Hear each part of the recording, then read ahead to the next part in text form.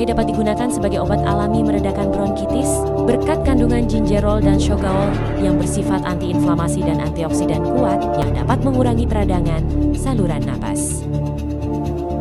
Menurut penelitian yang dilakukan oleh American Thoracic Society, jahe bisa bekerja layaknya obat bronkodilator untuk melegakan saluran pernapasan hanya berselang 30 menit setelah digunakan. Berdasarkan studi yang dimuat Journal of Complementary and Integrative Medicine, jahe mengandung senyawa anti peradangan yang efektif meredakan batuk.